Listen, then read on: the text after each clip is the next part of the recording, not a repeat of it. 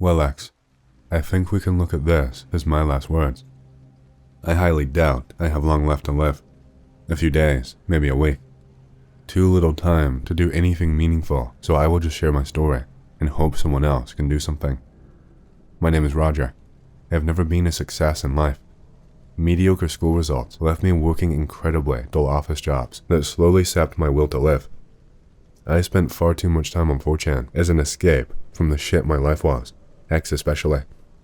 I was pretty much just living because I had no clue what else to do. That all changed when I met a man who called himself Mr. Jones. Obviously a fake name, I know. A very charismatic man who had a knack for getting you to agree with him or do what he wants. He came to me with an offer one day, said he could make all my problems disappear or become meaningless, that he could give me a life where I would no longer worry about society and all its shit. A better existence. Details were light, but there is something about him that makes you trust him without thinking too much about what he's saying. So I agreed. Now, a part of me was thinking, it's going to be some crazy ass cult. What did I get myself into? When this package, containing a few books, documents, and clothing arrived, I was even more convinced I'd gotten myself involved in some batshit insane cult. The only thing that stopped me from throwing it out and forgetting the whole thing was that they were not demanding money or anything. So I figured, why not? Can't be worse than my life was. Of course, I ended up being wrong, but at the time, it seemed like a good idea. The literature they sent was interesting stuff, even if a lot of it was way over my head. Most of it was a detailed analysis of human psychology, pack mentality, human instinctual responses to various stimuli and scenarios, how our social structure is related to our instinctual, pack mentality, etc. I could not understand a lot of it, and I get the feeling you'd need a few degrees to even grasp most of it, but the basics I could get to grips with, which is what the intent seemed to be. I wish I still had that stuff actually, as I could find a scanner and upload it. The last bit of literature was by far the most intriguing though. Unlike the two books they sent, that last bit was just a little pamphlet which the letter I got with the package instructed me to read after reading the two books first. It laid out what-if scenarios for human evolution, asking what we may have been like if evolution had simply taken a different turn at some point. Took me a few days to get through all this literature, which meant according to the instructions I received, I could now open the sealed envelope I received in the package. The sealed envelope contained a new set of instructions. I was to go to this place in Nevada called Jawbridge. I did not need to bring much with me, as everything I would need would be provided. I figured, screw it, I've got nothing to lose. The place was hard to get to and very remote. When I arrived, I started thinking maybe they'd brought me here to carve me up for organs or something. So I arrived in this town, wearing this plain blue jumpsuit, like I'd been instructed, and went into a store to get a drink. After buying the drink, the one running the store said the people I were looking for would be picking us up at the motel later. That gave me a moment of, what the hell, but it seemed the locals were familiar with whoever had invited me out here.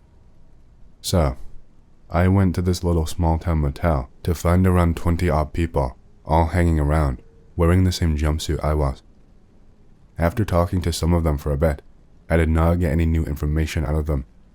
They knew as much as me, and had all been contacted in the same circumstances.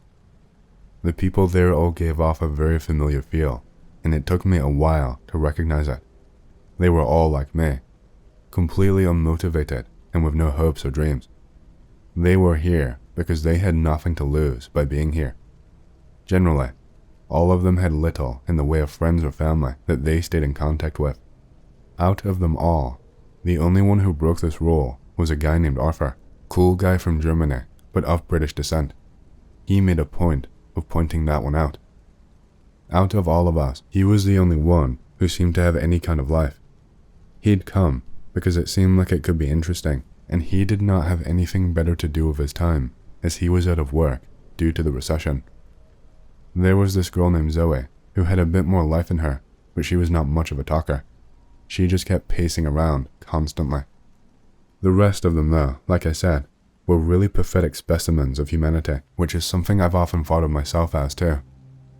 By the time it had started to get dark, I started thinking about my sleeping arrangements for the night.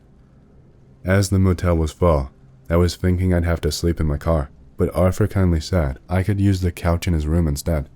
Nice guy.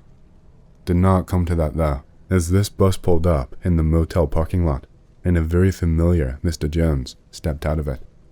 Said he was very happy to see us all, and told us that if we truly wished to bid our old miserable lives farewell, then we should board the bus. Took around 10 minutes for everyone to get on the bus, as there was a lot of shrugging and "you first" looks among the crowd. Once we'd all gotten on, the bus pulled out of the parking lot and moved towards its destination, more about which later. During the ride, Mr. Jones stood at the front of the bus and went into this long speech about what we should be doing, and more importantly, why. He was a part of a group who had carefully examined humanity and its social structures.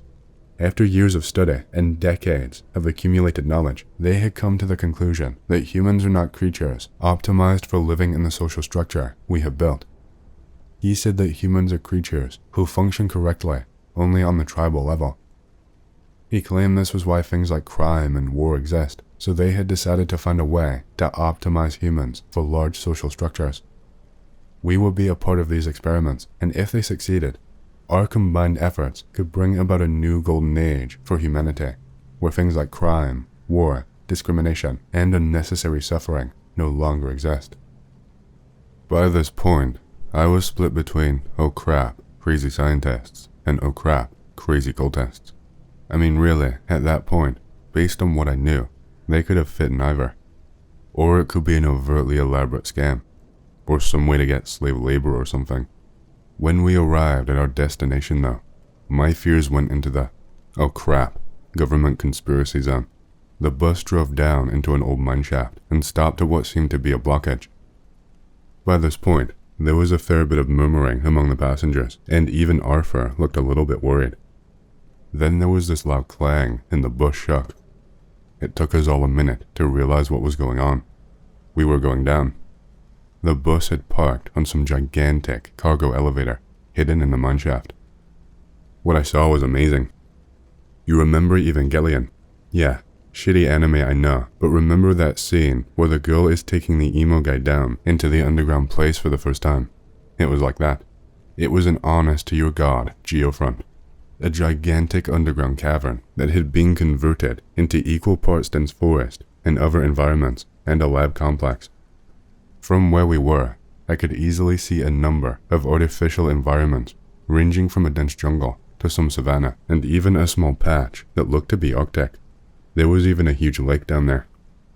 Most of the cavern floor space was taken up by these artificial environments, with the lab complex being mostly on the walls of the cavern, except for one area, which seemed to serve as an entrance to the other environment's area. The ceiling had a load of gigantic lights, which I could not make out the source of. They were easily as bright as the sun though. By this point, everyone in the bus was shouting in amazement. This just wasn't something that should exist in real life, yet here it was, right in front of us. It was simply amazing. That's all I can really say to describe it. When the elevator stopped, we were herded off the bus into a waiting area, during which I noticed some people in different colored jumpsuits being taken somewhere. It was fairly obvious by the way Mr. Jones and the guards kept trying to keep our attention in a certain direction that we weren't meant to notice them. After a good quarter of an hour, standing around like idiots, we were taken into a processing area. We were instructed to hand over any personal possessions that we'd brought with us, as they may contaminate the experimental environment. They made it clear we'd get them back afterwards though, so we did not argue much. The dorm itself looked like it belonged in some sci-fi horror movie. All brushed metal walls and plastic flooring. I mean, who the hell builds walls out of metal? It's idiotic, surely. Concrete would work better, no? We weren't quite sure what time it was when the lights went out, but one person in our group guessed it was around 4 a.m. Seeing as we had not found a light switch, we eventually all decided to get some sleep. The next day is when things started to get crazy. By crazy I mean, holy shit, insanity index is over 9,000 crazy. We were given a load of medical exams, followed by what the docs claimed were inoculations against diseases other test subjects may be carrying. After talking with Arthur, then asking around afterwards, we found out that everyone had received the same number of inoculations, which did not quite gel with the story of giving us stuff depending on where we were from and what diseases we were unlikely to have resistances to. We spent most of the day in the dorm again after this, except for a meal. But during our time in the dorm, everyone started complaining of gut pains, headaches, and dizziness. We could not get out of the dorm, and nobody came when we shouted, so we just suffered in silence. After a while, they started taking people out of the dorms one by one. We weren't in any shape to object by that point, and they just got dragged away. The guards doing this were different though, looked very odd. They were way out of proportion physically. Small heads, long torsos, long arms, and long legs. They were wearing these jumpsuits with what looked like Kevlar body armor over them and what looked like respirators. Caught my attention when I noticed them, but I was too tired to say anything. When they came for Arthur, he cracked a few jokes in a sort of half-ass way while they dragged him off. I remember laughing at one of them, but that's about it. That was the last time I ever saw him, as he was when I met him. Kinda sad. When it was my turn, one of the guards just slung me over his shoulder and said something to the other one. All I clearly remember is that the guard's body was so cold. I drifted off to sleep and woke up in a room, sat in a chair. A small room with a screen facing me. There was that same Mr. Jones sat there, in the same suit as every time I've seen him, quite happily waiting for me to wake up, it seems. Once I had woken up, the grogginess and pain were gone, and he started getting chatty, asking how I felt and other such drivel. I asked him what was going on, and he said it was all part of the experiments to optimize humanity for large social structures, exactly as I had been told. The things preventing humans from functioning in a large social structure were instinctual. They were a part of our very DNA, and thus not something that could be removed by such crude methods as education or brainwashing. They had to get to the source of the problem. At that point, I figured it out. Okay, he'd spelt it out, but it clicked that they'd messed around with our bodies. I started to feel a bit ill again, and started to panic, at which point he told me I should calm down, as I was in no danger. He went into this spiel about how they were optimizing humans for the future to fix the flaws nature had left us with, that it wasn't something bad or undesirable, and that I was actually rather lucky. Unlike many others, my body had shown a high level of acceptance for the treatment, and I would be in at the very top of the research. Sent a shiver down my spine, let me tell you. Then he started asking me a series of seemingly random questions. Things you'd expect from one of those personality profiling tests. Just told me to answer yes or no quickly, without thinking too much into it. He wanted my gut reaction. You believe the best decision is one that can be easily changed. It is in your nature to assume responsibility. Things like that. When I finished all his questions, he seemed pretty pleased, and asked me to wait a few minutes while he got the results. He came back almost a few seconds later, asking if I'd like anything to drink or eat, which I declined, dreading what they might put into it. It was around that point I noticed he'd left some music on. It was a nice piano piece, the sort you would expect to hear in a high-class bar. Very soothing. No doubt a part of their messed up mind games, but it was nice at the same time. Not quite sure how long I sat there waiting, but eventually, he came back saying things were looking great. Said I was truly a prized research subject due to both my body and mind having the traits they're looking for in their primary research. That I should be proud of myself for all of the good I'll be able to do for humanity. By this point, I was thinking more, I'm going to end up as some kind of bioweapon or something equally crazy, but something about him just made me want to go along with what he was saying. This time, I got put in a private room rather than the dorm. It was nicer. It had a carpet, a shower, and all of the comforts you'd expect of a nice hotel or something. No TV or anything like that, mind. Taking a shower for the first time since arriving there was nice though. By the time I came out of the shower, someone had come in and left a meal on the bed, which at first I was very much against eating, but I gave in after a while due to hunger, which I found very odd at the time, as I've often gone a day or two without eating and never noticed. There were even fresh jumpsuits in the wardrobe, although they were in a variety of sizes. I found one that matched me though. It was at that point my mind turned to escape. There was nothing in the room which could help me escape, and the door was firmly locked. I considered starting the shower again to see if they came in like last time, but figured I'd have to wait before trying that. Wasn't much to do, so I just thought about my situation and looked through the room. No luck or bright ideas though. Now, I said that day had been crazy, but the crazy decided charts were no fun and went straight to the damn moon over the next few months. My days quickly fell into a routine. Start of each day, Mr. Jones would come in and tell me what I would be doing that day. Some days it was lab stuff, where I'd be poked and prodded by scientists until they decided to inject me with something. Other days it was exercise. Through this, I quickly noticed how much my physical endurance and strength had massively increased. Did not take me long to notice it was getting bigger as well. A few days I was just in the room. Meals were taken in my room or in the area used for exercise, depending on my schedule for the day. Despite everything, I never seemed to object. Something about Mr. Jones just made it impossible to disagree with him, and it only got worse the more time I spent around him.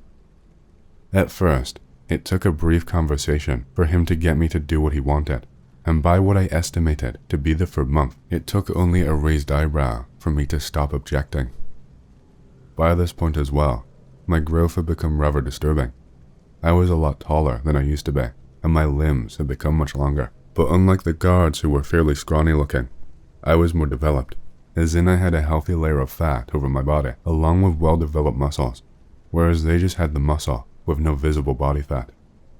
Their arms were a lot longer than mine as well. They reached down their ankles. It was really freaky. My arms only reached a bit past my knees, which with our longer legs and torsos, meant that we had freakishly long arms.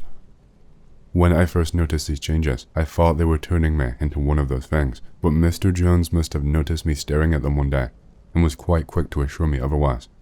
Said I was something much greater than they could ever be. Mr. Jones was the only real constant in my life during that time. I lost track of how long I'd been there around the 6-month mark. Now I know I was there 2 whole years.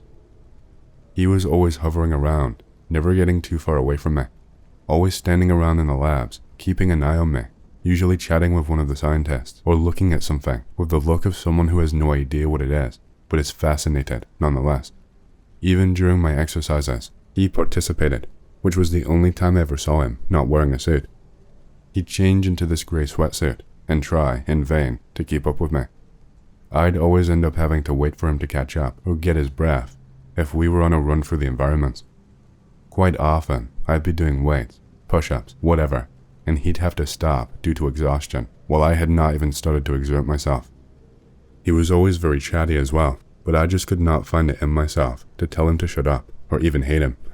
It was a very odd feeling I had in those days. Looking back on it, I realize what it was, which terrifies me even more. I was happy.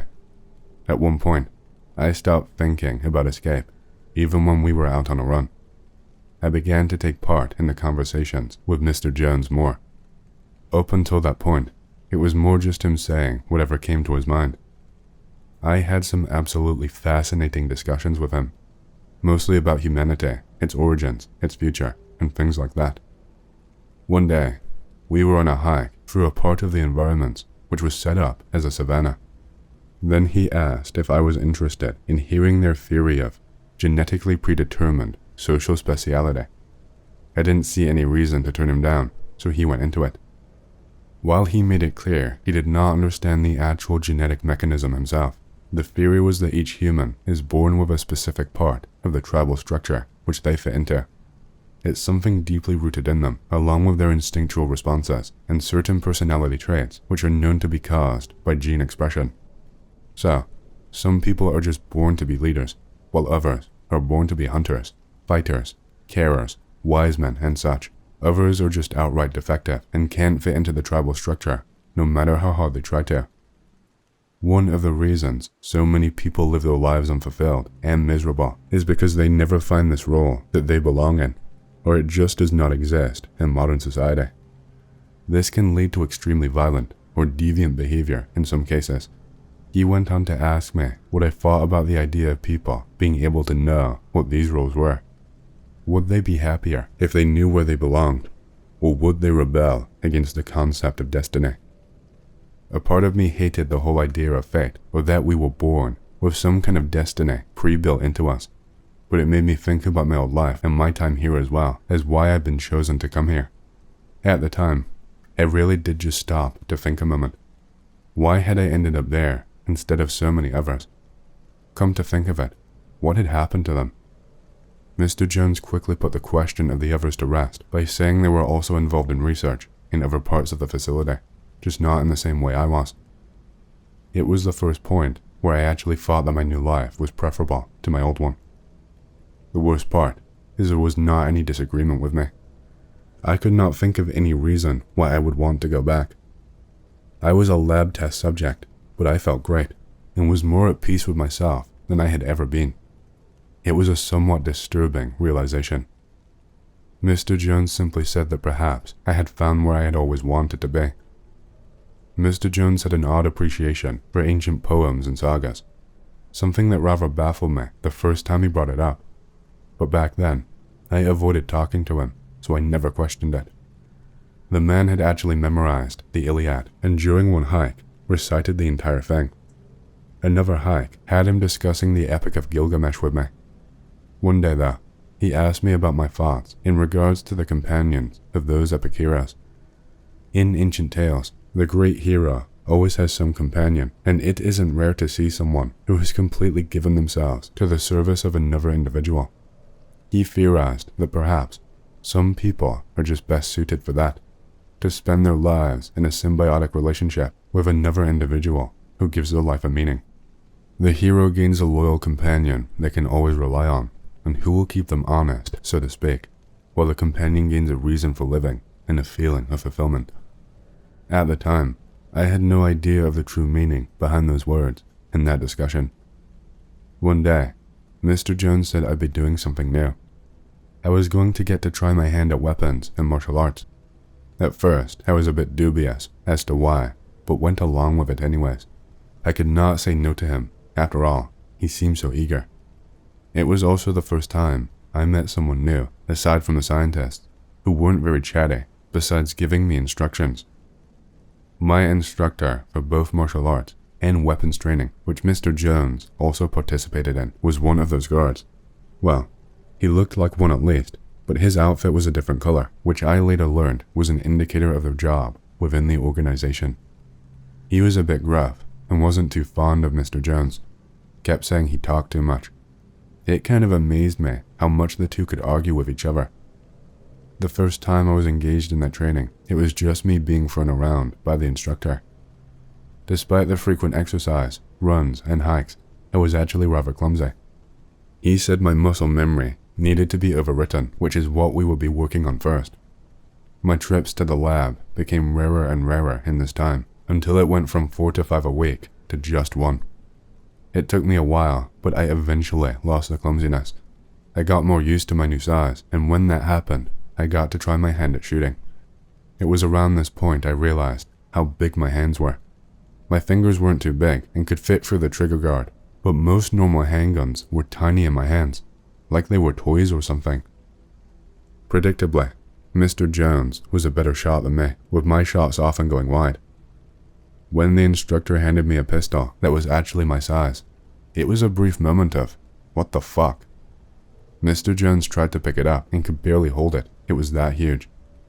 I don't know much about gun laws, but I'm fairly certain that gun using bullets like this has to be illegal. That's what you think is illegal. But it felt just right in my hand, the perfect size. My shooting improved, but I still had to become competent with normal-sized weapons. Rifles were by far the hardest. I kept trying to hold them like you would normally hold a rifle, but my increased size made this ungainly, and each time I did, it ended with the instructor saying, "No, that's too small, don't bother with the stock." A few times, we had other instructors show up to help with the martial arts in order for me to practice against normal-sized opponents. It was around that time I really started to understand how monstrous I was physically. The first time I fought a normal-sized instructor, I broke the guy's arm without even realizing I had. It was a really nasty break too. The arm was at a right angle, and you could clearly see the bone sticking out. I realized I had to be careful not to hurt people. The second time, I got thrown by the new normal instructor because I was being too careful. It was a while after I'd started the combat training that Mr. Jones came in one morning with a new outfit for me. It was a suit, fairly plain, a lot like his in fact. After I actually put it on and looked in the mirror, we both agreed it looked stupid, like a gorilla in a fitted suit, but he said it would have to do. That day, we had work to do. Work consisted of me following him around as he talked to various people, and at one point, carrying a load of stuff for some of the science team.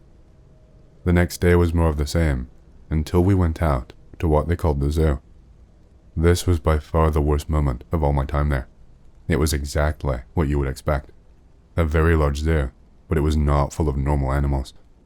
When we got there, Mr. Jones started talking to one of the people in charge there about something. I wasn't really paying attention. I looked into one of the habitats.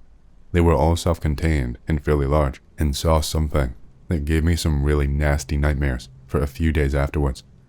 It was Arthur. Except it wasn't Arthur. Not like I last saw him. His entire body was massively deformed. He looked like someone had tried to turn a human into a horse and had sort of got it right, but you could easily tell it was him by his face, deformed as it was. He was just stood there, chewing on some grass, without a care in the world it seemed. His entire body was covered in a mix of mud and thick long body hair. I just could not believe what I was seeing. It wasn't until Mr. Jones poked me in the side that I snapped out of it and demanded answers. The answer was actually rather depressing and predictable. Not everyone responds as well as I did to the initial treatment. For some reason, which they still don't fully understand, some people undergo changes that are outright bizarre, becoming more like animals or plants than people, so they take care of them and study them, hoping to either fix it or find a way to stop it happening to others. That was what the zoo was built for. A part of me wondered if he was telling the truth, but I'd never known Mr. Jones to actually outright lie. Even though I trusted Mr. Jones, I was still rather shaken by seeing Arthur in such a state. The few other specimens I saw in the zoo certainly did not help there. After we had finished there, Mr. Jones suggested we get something to eat, which at first baffled me, as I'd always taken my meals in my room. He handed me a keycard, saying it would get me wherever I was authorized to go in the facility, serve as ID, and if I was hungry, I could use it to get food from the dispensers in the cafeteria. He also gave me this PDA/phone thing, which came with a map of the lab complex, which I could use to contact him, and vice versa. When I actually looked at the map on the PDA, I noticed two little flashing dots next to each other on the map, one green and one blue. He explained that he was the green dot and the blue one was me. The device would let me know where he was, just as he always knew where I was with his. I was shocked, to say the least. I'd never had that much freedom to roam, and suddenly, I get all that and some cool stuff. The next day, I also got a pistol of my size that I could wear in a holster under my suit. But on the cafeteria, it was automated, but gave me my first decent look at this organization and its people. There was a surprising mix of people who were obviously modified like myself, and normal people, although Mr. Jones was quick to point out that just because it's not obvious does not mean they haven't been modified. I noticed the different kinds of modified had certain habits. The guard ones, for instance, tended to eat very quickly so that they did not have to leave the respirator off for too long, and drank using straws that plugged into the respirator. I saw another one who sort of looked like what Arthur had become like, but unlike Arthur, his mind was intact, judging by the fact that he was talking to people and had hands he could use, even if they were ungainly. After that, things settled into a new routine. Lab trips became bi-weekly. Exercise was lighter, but daily, and most of the day was spent with Mr. Jones as he did whatever it was he needed to do. It was pretty obvious I was some kind of bodyguard or something, but I honestly did not mind. He was a decent guy, so I did not resent being used like that. A bit annoying at times if he got in a really chatty mood and you wanted quiet, but other than that, an all-around great guy. After a while, and noticed one odd thing, which was probably just the result of my spending so much time around him for so long. I always seemed to have a good gut feeling of where Mr. Jones was and what he was doing, even if there was quite a distance. Guy was just predictable, I guess. His position in the organization was hard to determine though. Thanks to accompanying him so much, I found out that he was modified, not like me but somehow. He seemed to be important in the organization, but at the same time, he was also a test subject like me. It was odd trying to figure out where he fit into it. Mostly, he just spent his time making sure things ran smoothly, acting as some kind of administrator. Seemed to be pretty good at it too. Finding out he was modified was probably the biggest headfuck of all time. I'd always figured he was some shadowy government man or something. I asked him who he used to be, but he always shrugged away the questions, saying it was unimportant as he'd found where he belonged. It was a sentiment I could agree with at this point, but I was still curious. Never did find out. One day though, I started to realize just what he was, and in a way, what I was. It started when we had a visitor from another facility, the guy in charge of that one. He was a fairly unimposing man in a suit who instantly reminded me of Mr. Jones. Introduced himself as Mr. Wilson. I would have just shrugged it off as men in suits always look alike, but his companion was just like me. Mr. Jones and Mr. Wilson spent a week working through some details regarding research materials and cooperation between the two facilities, which gave me plenty of time to talk to his companion, whose name was James. Nice guy overall. He really helped me figure out what I'd become. His theory was that the people that we had become partnered with were leaders, natural-born leaders, but because there's a tendency for corruption and the like in them, they need someone to keep an eye on them. A conscience, effectively.